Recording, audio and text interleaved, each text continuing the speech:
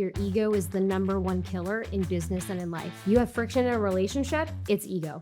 You have two people fighting over something, it's ego. It loves us.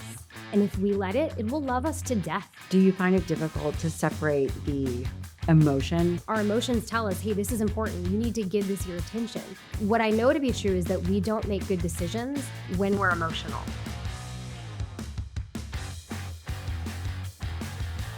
Are people naturally capable? Are there certain people that are better leaders naturally? And then do you think, so in muscle, right, muscle science, you can only get so big without taking other anabolic agents or something of that nature, Sure. a stimulus that is unnatural per se. Is there a leadership threshold? I don't think so. I think, and we believe at Echelon Front, that leadership is a skill. And it's something that can be learned, can be improved. I have seen leaders that were fully in that place of imposter syndrome take the principles we teach and practice them just like you would any skill, learning a language or learning a musical instrument. And I have seen them get better and more effective at making decisions in their leadership role. In the same sense, I've seen seasoned leaders who have been longtime leadership roles step up and reassess themselves and realize that there's still room for improvement. So I think if we think about this almost like a muscle, leadership as a muscle, if you're building that muscle, just like muscle, it can atrophy. Your leadership skills can atrophy if you're not constantly working on them. So I don't subscribe to the idea that some leaders are just naturally better than others. I think there are characteristics that make leadership easier for some people than it is for others. But I really believe that anyone who wants to be an effective leader within their role, at their level, can learn the skill of leadership and get better at it over time. The idea of a love language, if you heard of this, that certain people like acts of service, other people relate to words of affirmation. Is there a leadership language similar to that? Meaning, if you are a certain type of person, do I need to change my leadership style to get the best out of you? This is the biggest challenge leaders face, because we get stuck in this is who I am, this is how I do things, and everyone else should just understand that. And what we teach at Echelon Front is you think about communicating. I've got two bosses. I'll use my two bosses, Leif and Jocko, different personalities. And so what I had to learn to be an effective leader for each of them is their preferred mode of communication, how they prefer to communicate. Leif Babin is Texas born. He wants to know about your family, how your weekend was. If you're going to call him, you better have an hour to go through everything you've been doing for the week. And I know he's going to ask a lot more questions. He's, if I'm quick and short with him, he's going to think, well, man, is Jamie upset with me? I've got to have that time. Jocko Willink is a busy guy, and we have a lot of leadership capital. We have a great relationship. What I know about him, he's kind of bullet points. So what I can do with him is I can say, hey, Jocko, in a text, ABC, and he's like, yes, no, let me think about it. That's it. He doesn't need more from me. My best option as a leader is to get to know the people around me. And if I can do that effectively, I'm going to adjust my leadership style based on who they are. I have people on my team who need more of me in certain aspects of their leadership role, and others that are like, just give me the freedom and autonomy and I'm good to go. I have to know that about them. And I'm going to make the adjustments to meet them where they're at. That's the most effective leaders can be, is if they're meeting people where they're at. What I hear a lot is people go, well, I'm just a direct person. That's just who I am. And you're like, all right, well, if you're being direct and that other person is offended, how are you ever going to build a relationship with that person and work together as a team? It doesn't work. You have to be willing to get outside of your comfort zone and meet people where they're at. Meeting people where they're at is really important. I think, especially, I think about my kids. Yeah. I don't have an option. I need to meet Leonidas, also known as a King of Sparta, my 5-year-old, someone who works on my team. How do I determine, or how does one determine? I'm sure you've had this question many times. I've met this person where they're at. Oftentimes I would turn it internal and I would think to myself, okay, well, I am not a good enough leader in the way that I'm still not getting what the expectation is or what I know this person is capable. Yeah, there's a threshold here because I think people struggle with this. You have an underperformer or someone who's not delivering on what you're asking of them. I think what you just described is what I always recommend to people as the first starting point. Looking internal, taking that assessment of ownership. What am I doing? Do I know this person well enough? Have I built enough a strong enough relationship to understand them? Do they understand what's being asked of them? Have I outlined the roles and responsibilities in a way that they recognize for themselves how to contribute to the broader mission? Do they feel valued? There's all these questions I'm going to ask myself first. You do get to a point in some relationships that if you've done all of these things, you're now going to escalate the directness, escalate the counseling, and now you might be entering into a process by which they may be working towards being offloaded. But before we get there, I'm going to take ownership of every step along the way. Have I communicated properly? Do they understand what's being asked of them?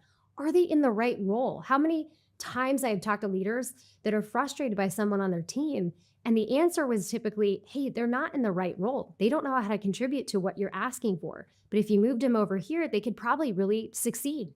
So even those questions would be things that I would ask myself first. And once I've exhausted that list, if I start to assess this person and say, okay, my effort to help this person get to where they need to be is now impacting the rest of the team, that might be the threshold for me where I start to say, you may not get to work here anymore. that would be that line for me where I would assess that. Do you find it difficult to separate the emotion and attachment to that person?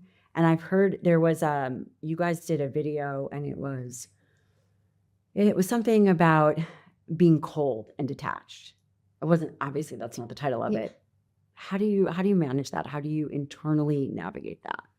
I think in every situation, every day, we are dealing with a variety of emotions. And if we're dealing with someone on our team who's not performing, obviously there's emotions there because I care about my team. Even if they're an underperformer, I still want them to succeed. Even if they're not going to be here anymore working for us, I still care about them and their family and their livelihood. I recognize that's a huge burden that I carry as their leader. So those emotions, I think, are valuable for indicating to us that things are important. Our emotions tell us, hey, this is important. You need to give this your attention. What I know to be true is that we don't make good decisions when we're emotional. So what we teach at Echelon Front is this idea of detachment. We always have to be detached from our ego, our emotions, our own perspective. And if we can be detached in those moments, we're liable to make much better decisions. So I think in those instances, I am constantly saying, okay, detach from this, make sure your emotions aren't involved, make sure your ego isn't creeping in there. Then I can see the picture more clearly. I can see the truth of what we're dealing with and make better decisions for the team. You've mentioned ego a couple times. How do we know what it is and whether it's in check? So your ego's always at play. It's always there. I think of it as like this little thing sitting on your shoulder that's constantly whispering in your ear. And it's telling you things like, you're right. They don't know what they're talking about. Your plan's better. It's whispering constantly. So we have to recognize it and be able to put it in a box. We tell people all the time that your ego is the number one killer in business and in life. And I have seen this time and time again. You have friction in a relationship, it's ego. You have two people fighting over something, it's ego. I did an audit one day because we'd been talking about ego on one of our podcasts. And I thought, okay, I'm going to take this audit for myself of my ego. And it was amazing to me the ways in which, if you're paying attention, it shows up. I'm at the gym, I'm working out, we're doing the same workout, some kind of AMRAP. And I'm paying attention to the girl next to me who's moving faster than me, but is clearly cheating on the reps. You know what my ego's telling me? She's cheating. I've got a whole opinion about what's going on over here. And meanwhile, when I take that detachment from my ego for a second, I put it in a box, I go, well, what does it matter? Maybe she's modifying for something I have no visibility on. Who cares what she's doing? I need to focus on myself. Even in those little tiny ways, our ego creeps up.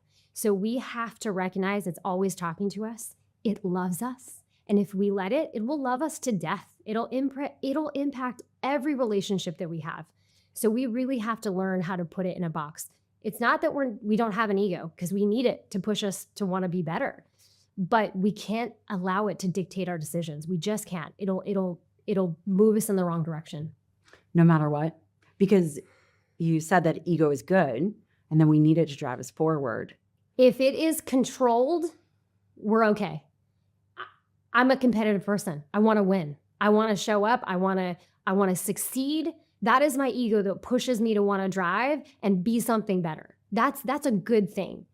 But I really try to keep a good grasp on that ego that's whispering in my ear. I really try not to let it influence the decisions that I'm making.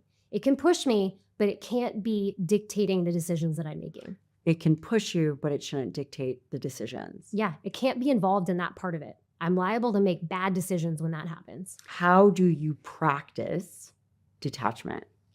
So I think the first thing people need to do is they need to understand two things. They're red flags. So all of us have something that indicates to us that we're feeling emotional. Some people stall, some people get a pit in their stomach, some people they feel their heart fluttering past, but there's something physical typically or mentally that tells you, hey, you're getting emotional here. You can feel it.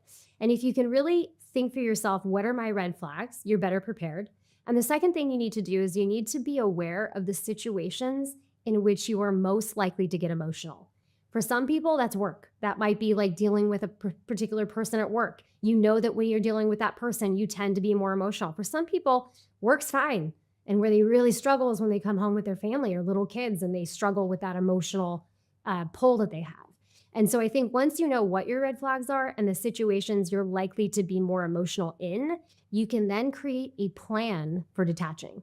That can be taking a breath. That can be, taking a step back in the situation. Sometimes in conversations, I recommend when people are feeling excitable, or if I'm having an argument with my husband, which is pretty rare, I might even take a little step back of that situation because just a little bit of that physical detachment helps.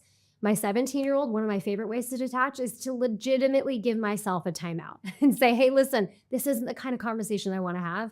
Let's come back to this later when I'm feeling a little bit less emotional to have this conversation with you. I'll remove myself from the situation. It's, respond all, see answers in red, all caps, and then just taking your hands off the computer and saying, this isn't going to have the impact I think it's going to have. This is going to be a negative outcome. So you take that moment, get a cup of coffee, come back, rewrite this. We have to have a plan for detachment, and we have to have 1, 2, 3 things that we can do in those moments, and then just practice it constantly in all the little tiny ways we get an opportunity to practice it. You and I travel a lot of opportunities for me to practice detaching when flights are delayed or people are losing their mind in the airport. Those are moments where I go, okay, remain calm, remain detached. I don't make good decisions in this state. I've got to be detached from them in order to make the right decision in this moment. Where I was getting, a little bit of tears, a little bit of emotion that wasn't normal for her. And so I said, okay, we got to figure out how you're going to, work through this. So we took a whiteboard marker, and on her mirror, I was like, we got to have a plan. What's the first step in your plan to detach when you come home and you feel emotional that you can do? And she thought about it and she was like, I could take a break. And I was like, yeah, you could take a little nap. You could lay down. You could take your dog for a walk. So she wrote that on her mirror. And then number 2 was eat a snack. And I was like, dude, everyone feels better when we eat a snack. Sounds good. And then number 3 was jump on the trampoline. And I was like, that's great. Outside, fresh air, physical, exertion. And so she wrote that plan down on her mirror. And for the next week or so, as she came home and maybe felt those emotions creep up, she followed the plan. She just enacted the plan. And she found that at the end of that, she could keep her emotions in check. She could get through that emotional, tornado that was happening, and the seas were calm. So I think we as leaders need to have that plan and have the steps we're going to do in those emotional moments ready to go and in our back pocket, written down to create that accountability so we can detach in those moments more effectively.